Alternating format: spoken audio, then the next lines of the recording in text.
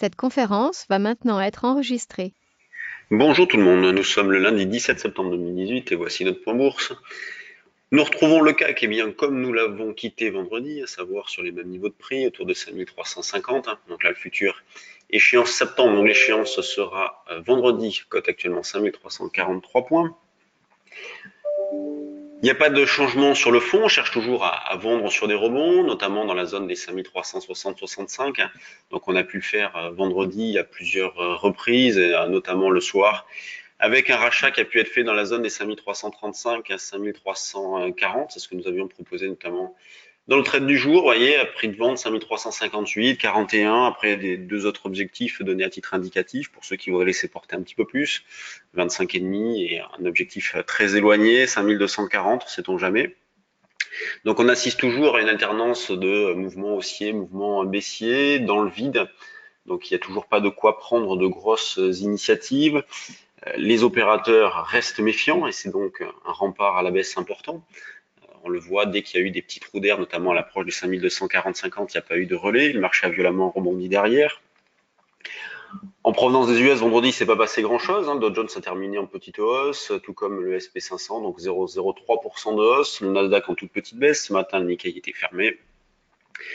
Ce qui concerne le DAX, on vend sur des rebonds aussi, donc le plus proche possible de 12 130 pour ce début de séance. Donc les propositions faites aussi bien sur le CAC qu'à l'instant sur le DAX de vendre sont valables jusqu'en fin de matinée, jusqu'à 11h midi. Ensuite, on réanalysera la situation. C'est sûr que si on assiste à une dérive latérale autour de 5335, 50 et qu'en début d'après-midi, le marché par l'os, on sera davantage méfiant sur des ventes.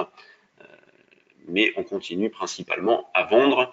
L'eurodoll aussi, on cherche à vendre sur des rebonds. Donc vendredi, eh bien l'euro-dollar a reperdu le terrain qu'il avait pris le jeudi. On essaie de vendre vers un 16,70, c'est l'idée principale du jour. Donc sur le trade du jour, nous par exemple, nous avons proposé un 16,73 comme niveau de vente. Les niveaux d'information sont un petit peu plus loin, une centaine de pips au-dessus, puisqu'on va considérer que la résistance à 18,50 constitue un stop reverse, à savoir, il vient de baissier, on passerait haussier, donc on pourrait passer acheteur au-dessus d'un 18,50. Un 18,50, niveau qui avait été parfaitement validé au mois de juin. Vous voyez, on avait bien validé ce niveau-là, un 18,50. Donc, il est assez important pour la suite. Tant qu'on est dessous, on vend d'une manière systématique, un 16,70 pour commencer. Quand on regarde du côté des actions, commençons par les valeurs du CAC.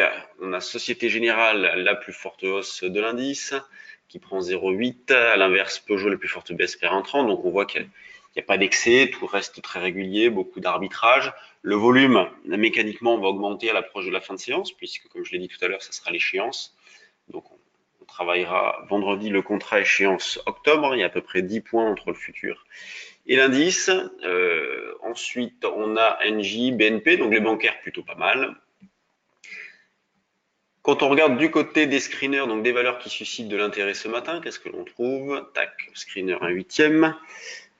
On a Metex qui bouge un petit peu, c'est pas non plus la folie. Rallye, donc Rallye, la maison mère de Casino, qui a signé une licence de crédit auprès de 5 banques pour renforcer ses capacités et rassurer sur sa capacité à rembourser les prochaines échéances de tête.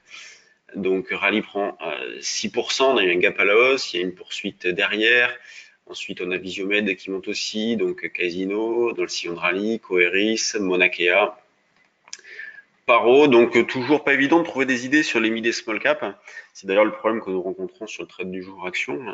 On a un marché qui est tellement hésitant et tellement ballotté au gré des rumeurs, au gré de l'évolution des négociations des États-Unis et notamment de la Chine, qu'il n'y a pas de tendance forte. Donc sur les mid et small, c'est pas évident de trouver des idées.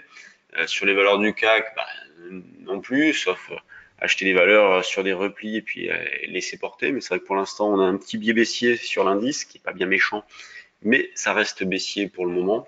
Il faudrait au moins franchir la zone des 5380 pour neutraliser ce biais baissier en cours. Donc c'est assez calme, il n'y a pas de changement. Mais moi je vais essayer de vendre à 5358 comme je l'ai fait vendredi avec un rachat à 5341 et 5333 et ces petites choses que l'on essaie de faire, on essaie d'accumuler des petits écarts. Pour ceux qui ont de l'intérêt, ce soir, demain soir et mercredi soir, nous faisons une formation action en ligne. Donc, vous pouvez encore vous inscrire, c'est les dernières heures.